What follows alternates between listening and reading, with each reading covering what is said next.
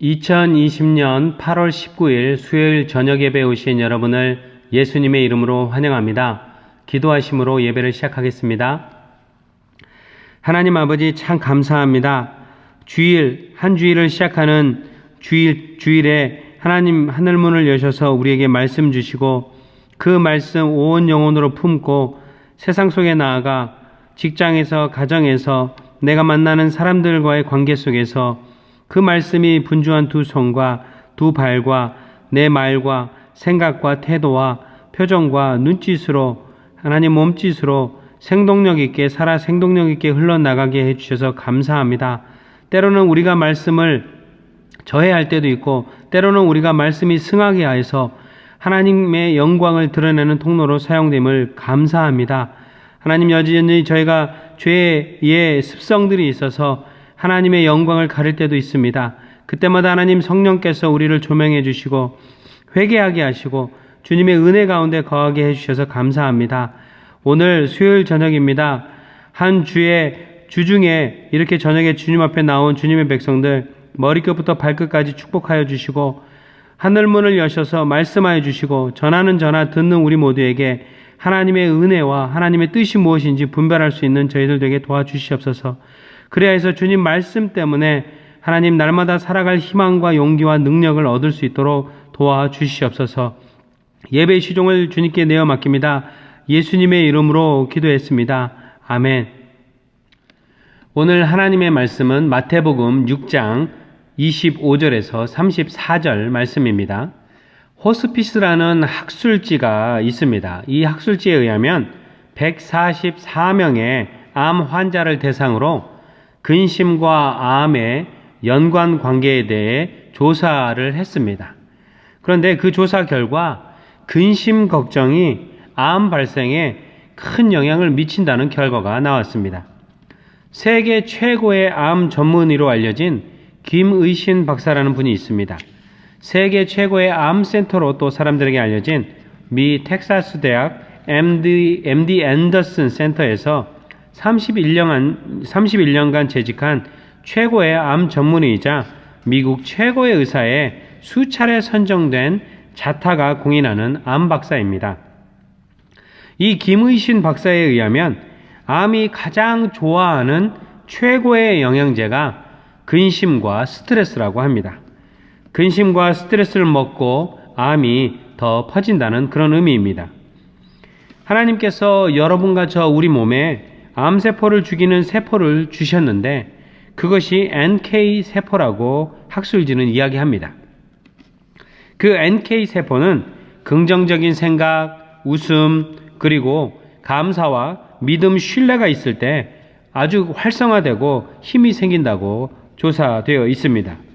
그래서 병원도 흔치 않은 시골 같은 데서는 이 병원이 없기 때문에 의료 혜택을 받을 수 없어서 그런 그 시골에서 서울에 올라온 그런 환자가 평상시 큰 병원이 이 지천에 있는 도시에 사는 환자보다 치료가 더 잘 된다는 조사 결과도 나와 있습니다. 왜냐하면 시골에서 온 환자는 와 병원 크다 하면서 입을 쩍 벌리고 감사를 한다는 것입니다. 병원에 오자마자 자신의 병에도 불구하고 감사가 나오고 또 큰 병원에 왔으니 이제는 좋은 치료를 받을 것이라고 생각하고 감사하고 또 본인은 야 이렇게 크고 좋은 병원에 내가 한 번도 경험해보지 못했던 병원에 왔으니 분명히 나을 거야 라는 감사와 확신이 생겨서 더 잘 낫는 결과가 있다는 것입니다. 또 올림픽에서 은메달을 딴 사람보다 동메달을 딴 사람의 만족도와 감사도가 더 높다고 하는 결과가 나와 있습니다. 왜냐하면 은메달을 딴 사람은 자신이 따지 못한 금메달에 대한 아쉬움이 굉장히 많은 반면에 동메달을 딴 선수는 이 동메달 밑에는 아무것도 없어서 자기가 아무것도 어떤 메달도 딸 수 없는 선수가 될 뻔했는데 그나마 동메달이라도 땄다는 것에 감사하고 행복했기 때문이라는 것입니다. 참 이 사항을 보는 관점과 태도와 결과가 참 다르다는 것에 놀랍니다. 이렇게 우리 일상 속에 가까이 있는 염려와 근심과 스트레스에 관해서는 성경에서도 이미 오래전부터 이야기하고 있습니다. 오늘 본문 마태복음 6장 25절에서 34절까지 염려하지 말라라는 말이 6번이나 나오고 있는 것을 보면 놀랄 일입니다. 왜냐하면 염려가 하나님의 주권을 인정하지 않는다는 하나의 반증이기 때문입니다. 그래서 오늘 말씀하시는 예수님조차도 본문을 통해 염려와 근심에 관해 말씀하시면서 우리 모두에게 염려하지 말라고 명령하고 있다는 것입니다. 마태복음 6장 25절을 한번 읽어보겠습니다. 그러므로 내가 너희에게 말한다. 목숨을 부지하려고 무엇을 먹을까 또는 무엇을 마실까 걱정하지 말고 몸을 감싸려고 무엇을 입을까 걱정하지 말아라. 예수님만 이런 말씀을 하신 것이 아니라 성경에서 사도 바울도 빌립보서 4장 6절에서 예수님과 동일한 명령을 합니다. 아무것도 염려하지 말고 모든 일을 오직 기도와 간구로 하고 여러분이 바라는 것을 감사하는 마음으로 하나님께 아뢰십시오. 사도 바울은 염려하지 말고 그것에 대해 감사하는 마음까지 가지라고 이야기하고 있습니다. 사실 염려하지 말라 하시지만 이것은 보통 사람에게 거의 불가능에 가까운 명령에 가깝습니다. 그런데 거기에 감사까지 하라고 하니 더 난감합니다.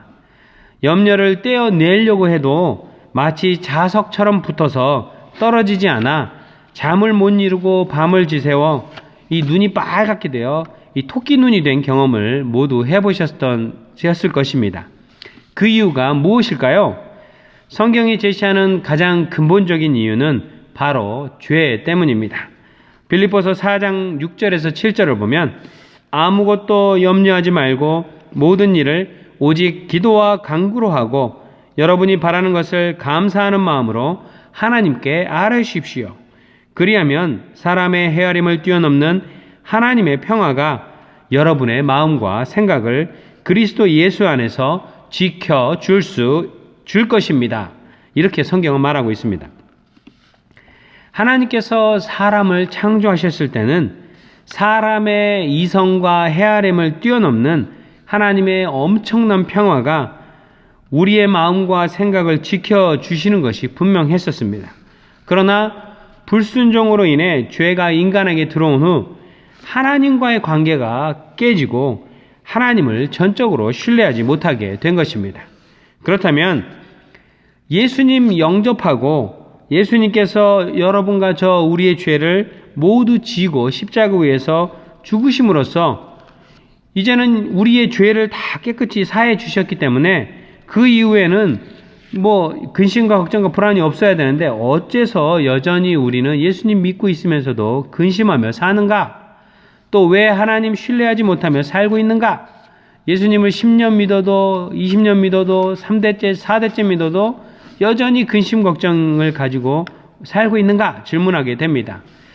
그것은 예수님을 믿음으로 인해 우리의 영은 회복이 되었지만 옛 자아와 습관, 세계관이 그대로 남아있는 영혼 육의 영역에 남아서 우리가 완전히 예수님의 형상으로 변화되어 가는데, 성화되어 가는데 오랜 시간이 걸리기 때문입니다. 결국 우리가 평생 성화의 과정을 거쳐서 하나님 나라에 들어갔을 때에서야 죄의 굴레, 염려의 굴레로부터 자유롭게 된다는 것입니다.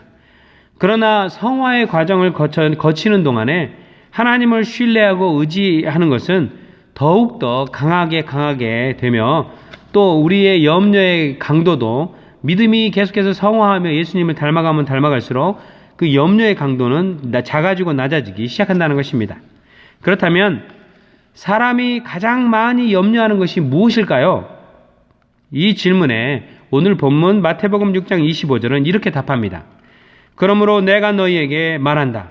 목숨을 부지하려고 무엇을 먹을까 또는 무엇을 마실까 걱정하지 말고 몸을 감싸려고 무엇을 입을까 걱정하지 말아라.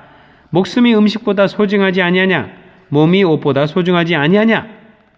네, 사람들이 가장 많이 염려하는 것이 뭘 먹을까? 무엇을 마실까? 무엇을 입을까라고 나와 있는 것 같습니다. 그런데 예수님은 여기에서 그치지 않고 한 걸음 더 나아가서 목숨이 음식보다 소중하지 아니하냐?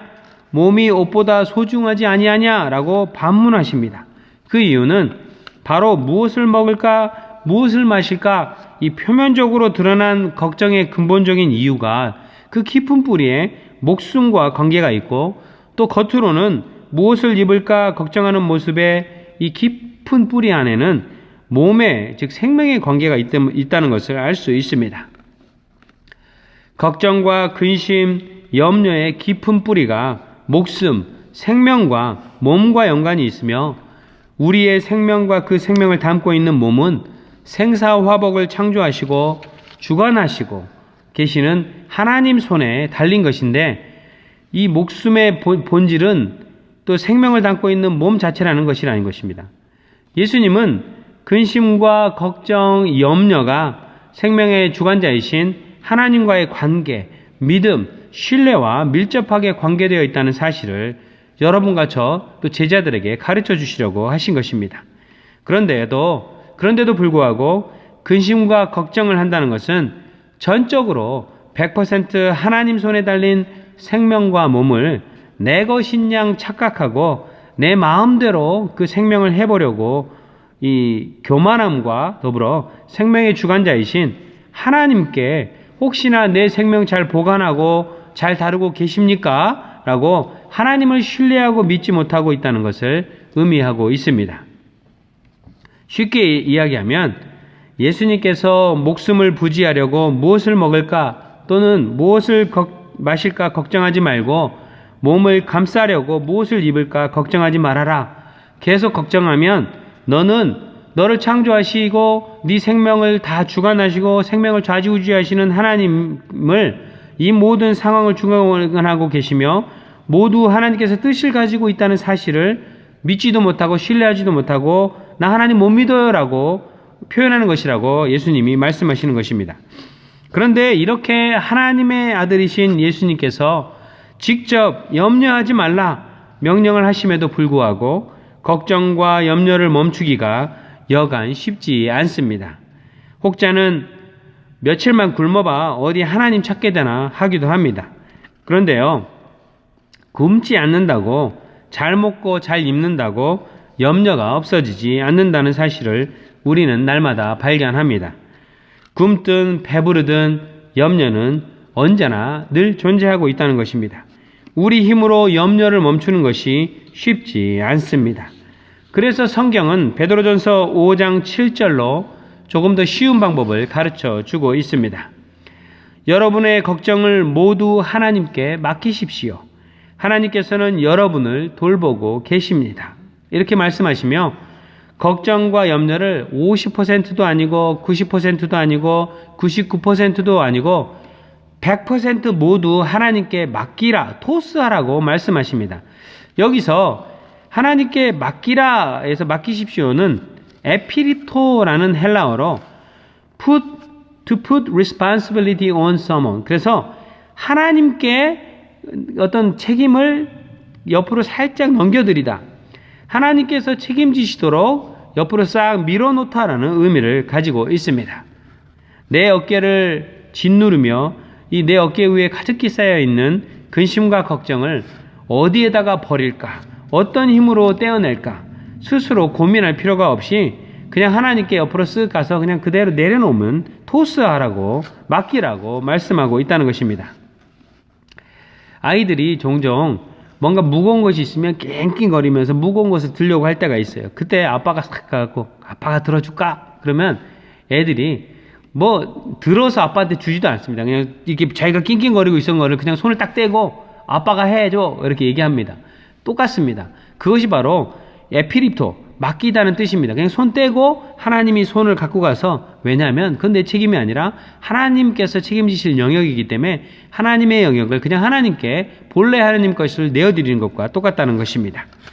다시 본문으로 돌아와서 예수님은 우리 자신의 생명, 몸에 대해서 이렇게 근심, 걱정, 염려하는 사람들에게 하늘에 나는 새와 꽃들, 그리고 들풀들의 생명을 주관하시는 하나님께서 하나님 형상 닮은 사람의 생명에 관해서는 얼마나 더욱더 크게 마음 쓰고 걱정하시겠는가, 신경 쓰시겠는가 말씀하시기 시작합니다.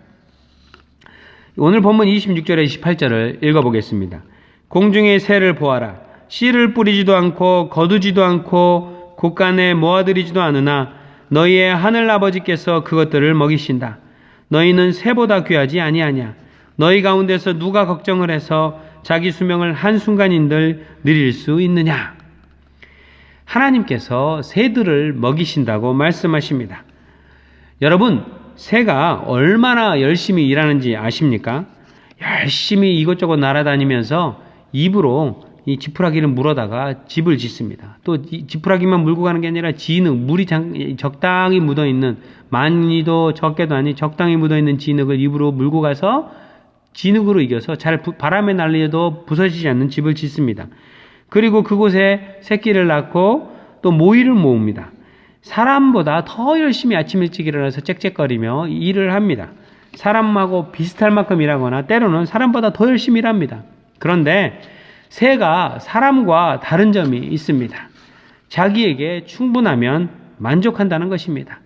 무엇보다 그 충분한 공급은 하나님께서 하시며 그것을 위해 새는 피조물로서 최선을 다하며 전적으로 나머지 자신의 생명과 관계된 것은 창조주 하나님을 의지한다는 것입니다. 하나님이 새에게 부여한 열심히 일하는 것은 열심히 하되 자기가 언제 어떻게 죽을지, 굶어 죽을지, 추워서 죽을지, 더워서 죽을지 걱정 안 한다는 거예요. 왜냐하면 그거 새가 가서 붙잡고 있는 것이 아니라 그냥 하나님이 붙잡으시도록 내어드렸다는 것입니다. 이와는 달리 충분함에도 불구하고 조금만 더 하며 무엇인가를 계속 추구하며 만족함과 감사가 없는 존재, 욕심을 부리는 존재가 사람인 것입니다. 어찌되었든 여기서도 예수님은 하나님께서 하늘에 나는 새를 먹이신다라고 먹는 것에 그치지 않고 더 나아가서 하늘에 나는 새의 생명을 주관하시는 하나님의 뜻에 새의 생명을 연결시키고 계십니다. 그래서 오늘 26절을 보면 너희의 하늘 아버지께서 그것들을 새들을 먹이신다.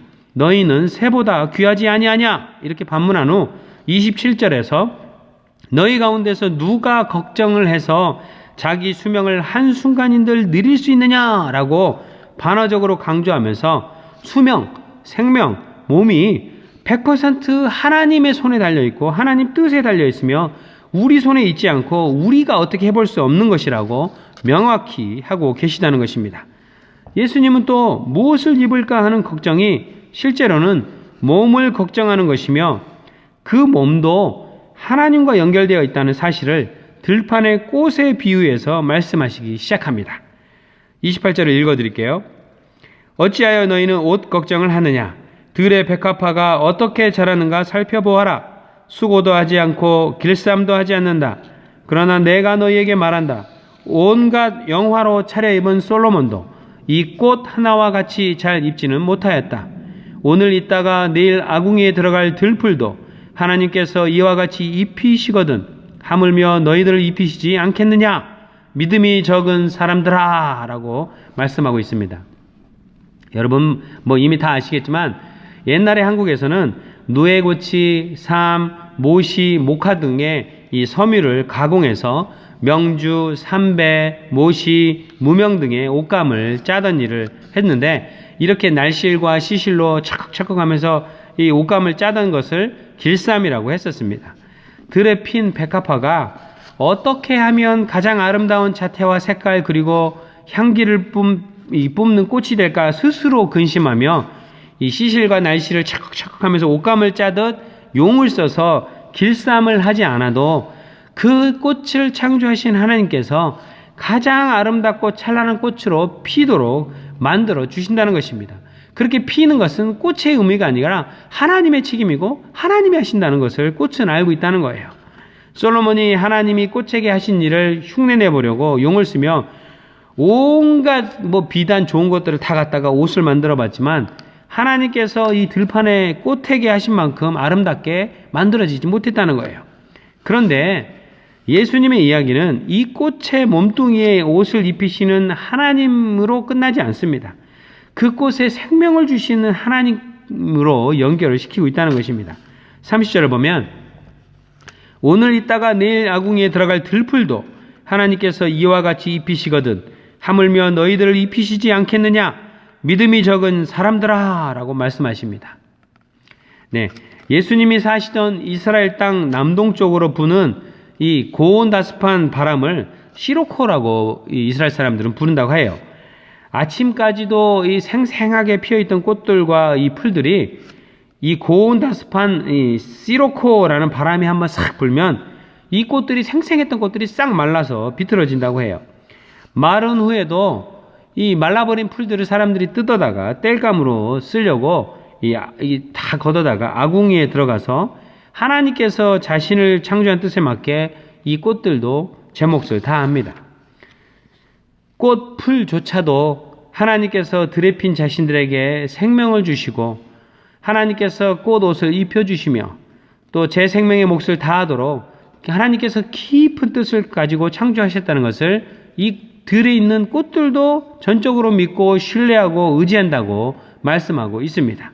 그런데 피조물로서 공중에 나는 새나 꽃과는 비교도 되지 않을 만큼 하나님의 형상으로 창조된 사람이 창조주 하나님을 전적으로 신뢰하고 믿지 못하기 때문에 근심과 걱정과 염려가 있다는 것입니다. 그래서 예수님은 오늘 말씀 30절 후반에 믿음이 적은 사람들아 라고 하시며 근심의 원인이 믿음 없음에 있다는 것을 강력하게 강조하고 있다는 것입니다. 하나님을 믿고 신뢰하지 못한다는 것은 하나님 이외에 기댈 만한 무엇인가가 있다는 것을 반증하기도 합니다. 하나님 아닌 세상의 것들을 의지하고 믿는다는 그런 의미죠. 세상의 지위, 권력, 지식, 눈에 보이는 동산, 부동산, 돈, 지식, 학력, 경험, 지혜, 인맥 등등 수도 많죠. 영원하지 않은 이런 것들을 이렇게 의지하기 시작할 때 영원하시고 불변하시는 하나님을 의지하지 않게 됩니다. 여러분, 하나님 대신 의지하는 모든 것들을 성경에서는 하나님이 가증히 여기시는 우상이라고 말하는 것을 아시죠? 우상을 통해서는 결코 만족함이 없게 됩니다. 우상은 우리에게 죽음과 관계된 죄를 가지고 옵니다. 죄의 값이, 죄의 결과가 죽음이듯이 우상을 통해서는 결코 생명, 살아있는 것을 얻을 수 없다는 것입니다. 결코 만족함이 없게 되며 오히려 근심과 걱정이 더 많아지게 되는 것입니다. 예수님은 하나님 아버지께서 이미 여러분과 저 우리 모두에게 필요한 것이 무엇인지 다 아시며 그것을 그 날에 맞게 충분히 공급하셨으니 걱정하지 말라고 하십니다. 근심 걱정할 만한 일과 사건이 그렇다고 터지지 않는 건 아니에요. 늘 터집니다. 근심 걱정하게 만드는 상황과 사건과 일이 터집니다. 그렇게 터질 때 오히려 근심하게 하고 걱정하게 하는 지금의 상황과 사건과 사람에게서 얼른 우리는 시선을 탁 거두어서 하나님의 뜻이 도대체 이 상황에 무엇인지 하나님 뜻을 먼저 찾고 하나님께 달려가 기도하라고 명령하신다는 것입니다. 이 지금 일어난 근심 걱정이 되게 할 만한 비즈니스, 근심 걱정이 일어나게 만드는 사람, 근심 걱정이 일어나게 만드는 집안일, 수많은 일들이 발생하겠죠. 더군다나 요즘처럼 코로나 바이러스로 일어나는 수많은 이해할 수 없는 일들이 있습니다. 그때마다 이것에 우리를 어렵게 만드는 상황과 환경에 우리가 근심 걱정을 덤으로 더해가지고 거기에 천착하지 말고 도대체 이 상황을 통해서 하나님의 뜻이 무엇인가 찾으라는 것입니다. 도대체 이 상황을 통해서 하나님이 나에게 무엇을 원하시는가 구하라는 것입니다. 내가 이 상황을 통해서 무엇을 배우고 어떻게 하나님께 의지하는지 연습하라고 하시는 것입니다. 내가 이 상황에 어떻게 변하고 어떻게 반응하길 원하시는지 하나님의 뜻을 간절히 구하라는 것입니다. 그 하나님의 뜻을 간절히 구하기 위해서는 우리는 그 상황에 우리의 마음과 시선과 모든 감정들을 쏟아낼 것이 아니라 즉시 거두어서 즉시 하나님께 무릎 꿇고 기도해야만 한다는 것입니다. 그래야 할 때 하나님이 어떨 때는 곧바로 하나님의 뜻을 가르쳐 주실 때도 있지만 하나님이 침묵하고 계실 때도 있습니다. 그럴 때는 하나님이 밝히 우리로 하여금 깨닫게 하시고 알게 하실 그 순간까지, 즉 하나님의 시간까지 지금 일어나고 있는 이 일에 내 근심과 걱정과 고민들을 다 쏟아내고 쥐어짤 것이 아니라 이 상황에서 내가 하나님께서 반응하기를 원하시는 방법대로 기도하면서 차근차근 하나하나 이 상황을 인내함으로 통과해 나가야만 하는 것입니다. 고린도후서 6장 10절에 보면 무슨 일에서나 하나님의 일꾼답게 자녀답게 처신하는 사람이 어떤 사람인지 말해주고 있습니다. 제가 고린도후서 6장 10절 읽어드리겠습니다. 근심하는 사람 같으나 항상 기뻐하고 가난한 사람 같으나 많은 사람을 부유하게 하고 아무것도 가지지 않은 사람 같으나 모든 것을 가진 사람이 바로 하나님의 일꾼답게 하나님의 자녀답게 또 하나님이 모든 생명과 생사화복과 우리의 삶을 주관하시는 만군의 하나님임을 인정하는 사람이라는 거예요. 그러니까 여러분과 저는 근심할 만한 상황이 됐을 때 근심해야 할 수 있지만 항상 기뻐하고 우리가 상황과 환경이 여의치 않아서 우리가 가난해질 수 있지만 그저 부유한 사람처럼 마음과 태도를 갖고 또 아무것도 가지지 않은 사람 같지만 하나님 예수 그리스도를 우리 안에 품고 있으니까 예수 그리스도 한 분만이 우리 삶의 모든 목적이시고 이유 되시고 소망 되시니 마치 이 세상의 모든 것을 가진 사람처럼 사는 사람이 바로 하나님의 일꾼다운 사람이고 하나님의 자녀답게 처신하는 사람이라는 것입니다. 말씀을 마치겠습니다. 여러분과 코로나 전에도 근심과 걱정 늘 있었죠. 그런데 코로나 바이러스가 발생하니까 그동안 한 번도 경험해보지 못했던 완전히 업사이드 다운, 위아래가 바뀌고 문화와 정치, 경제, 문화 모든 세계가 다 변해버렸어요. 한 번도 경험해보지 못했던 이런 상황이 됐을 때 옛날보다 더 많은 근심과 걱정이 우리를 휘감고 있는 것처럼 느껴집니다. 그런데 자세히 비교해보면 코로나 있을 때나 코로나 있기 전이나 사실 그때나 지금이나 근심은 50보 100보로 거의 비슷하게 있는 것을 알게 됩니다. 이런 상황, 우리가 아무것도 어떻게 한터럭도 변화시킬 수 없는 이런 상황에 근심 걱정하느라 우리의 영혼과 에너지를 소진할 것이 아니라 오늘 예수님 말씀대로 새들처럼 들판에 피어있는 꽃들처럼 자신들의 몫을 최선을 다해서 열심히 하고 나머지 하나님의 몫인 생명, 목숨, 우리의 생사화복은 하나님께 전적으로 달려있으니 그거 우리가 붙잡고 용쓰지 말고 손 다 떼고 토스하고 내어드리고 하나님이 그거 붙잡고 우리를 이끌어 가시도록 또 우리 삶을 다스리도록 내어드리자는 것입니다. 쉽지 않을 것입니다. 성령님의 도움이 필요합니다.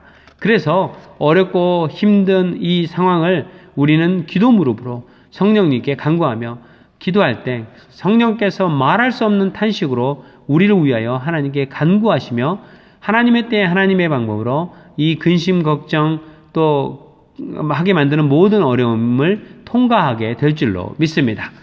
오늘도 다시 한번 근심아 염려야 물러가라 예수님의 이름으로 선포하고 하나님께 나아가 기도하시고 하나님께 온전히 내어 맡기는 어린아이 같은 믿음을 가지신 여러분과 우리 모두가 되기를 축원합니다.